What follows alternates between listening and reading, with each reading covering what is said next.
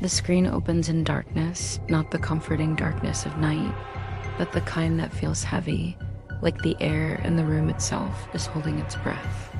A faint electronic hum grows louder until a dim blue glow reveals the only light source in the living room, a baby monitor sitting on a coffee table.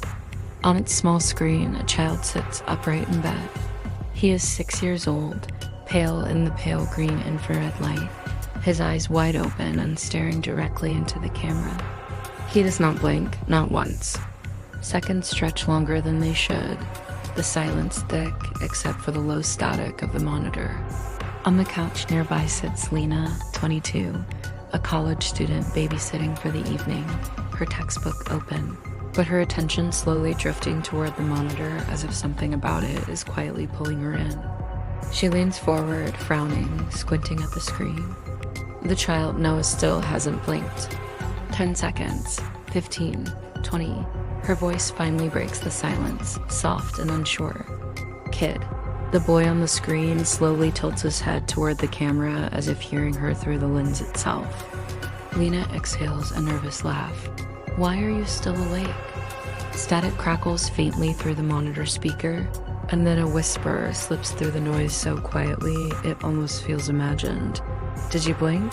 The screen cuts to black. Earlier that evening, the house had seemed ordinary, though strangely quiet for a place with a child living in it. Lena stood near the door as Noah's parents hurried to leave, coats half on, keys already in Marcus's hand. Anna forced a polite smile as she explained that Noah was already in bed and usually slept through the night. If he wakes up, Marcus added casually, though the pause before his words felt strange, just keep the hallway light on. Lena shrugged. Kids don't like the dark, right? Neither parent laughed. Anna simply nodded and said, just keep the monitor with you. The door closed behind them and their car pulled away. Leaving the house swallowed by silence, so complete, Lena could hear the faint ticking of a wall clock somewhere down the hallway. When she first checked on Noah, he was lying still in his bed beneath a soft nightlight shaped like a small moon, his eyes already open as if he had been waiting for someone to enter. Lena knelt beside the bed and introduced herself. Noah turned his head slowly and studied her face with an intensity that felt unsettling for someone his age. After a long pause, he said quietly, "You blink a lot." Lena laughed awkwardly and replied that everyone blinks. But Noah shook his head almost imperceptibly and murmured, "Not everyone." Then he rolled over and said goodnight, though his eyes remained open until Lena left the room. Hours passed with the strange calm that fills quiet houses late at night. Lena sat on the couch reading while the monitor hummed beside her. Occasionally, she glanced at the screen, expecting to see a sleeping child, but instead Noah appeared sitting upright again, staring straight into the camera exactly as he had in the beginning. At first, she dismissed it as a kid who couldn't sleep, but the longer she watched the stranger it felt. He barely moved. Not even the subtle restlessness children usually show when awake. At one point, nearly 20 minutes passed and he hadn't blinked once. Lena rubbed her own tired eyes and joked to herself that maybe the monitor had frozen. But when she leaned closer, Noah's head tilted slightly again, following her movement as though he could see her watching him. Uneasy now, she went upstairs to check on him in person. The moment she opened the door, Noah dropped flat onto the pillow and closed his eyes instantly. Too fast, the kind of exaggerated stillness someone uses when pretending to sleep. Lena stood there watching him for a moment, waiting to see if he'd open his eyes again, but he remained perfectly still. Eventually she left, though something about the moment lingered in her mind like a puzzle piece that didn't quite fit. Back downstairs, the house seemed quieter than before, the air heavier somehow.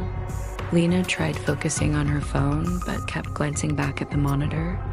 Each time Noah was sitting again, watching the camera. Once he seemed closer than before, his face slightly larger on the screen as if the camera angle had shifted, though Lena knew she hadn't touched it. She raised the volume on the monitor and leaned closer listening. Static whispered through the speaker until a faint voice emerged again. The same voice she had heard earlier, but clearer now. "You blinked too much." Lena froze, glancing toward the staircase as if expecting the boy to be standing there, but the hallway remained empty. "Hello?" she called softly. No answer. The monitor flickered for a split second and the image distorted, Noah's face suddenly filling the screen unnaturally close before snapping back to normal. A chill crept through Lena's chest as thunder rumbled faintly outside. The rational part of her mind insisted it was just a glitch, but the unease kept growing. Eventually, she decided to check on him again. She climbed the stairs slowly, the floorboards creaking beneath her steps. When she pushed open the bedroom door, the bed was empty. The blanket remained neatly folded, exactly as she had left it. "Noah," she called, her voice echoing softly against the walls. She checked under the bed, inside the closet, even the bathroom down the hall. Nothing. Panic began tightening her, breathing as she pulled the baby monitor from her pocket and looked at the screen. Noah was still there, sitting on the bed, staring directly into the camera exactly as before. Lena slowly turned toward the real bed again, empty in front of her. Her pulse hammered in her ears. "That's not possible," she whispered to herself. On the monitor, Noah leaned forward slightly and, for the first time all night, smiled. It was a slow expression, unnatural and deliberate. Then the speaker crackled again, and his voice came through clearly. "You blinked." Lena stiffened as the same words echoed behind her in the real room, whispered inches from her ear. "Now I can move." Her breath caught in her throat as she turned, but the room behind her was empty. The monitor slipped from her shaking hands and struck the floor, the screen cracking but still glowing faintly in the dark. For several seconds, nothing happened. Then the cracked display showed the empty bedroom exactly as before, until two small, unblinking eyes appeared in the darkness near the doorway, staring directly into the camera. The screen goes black,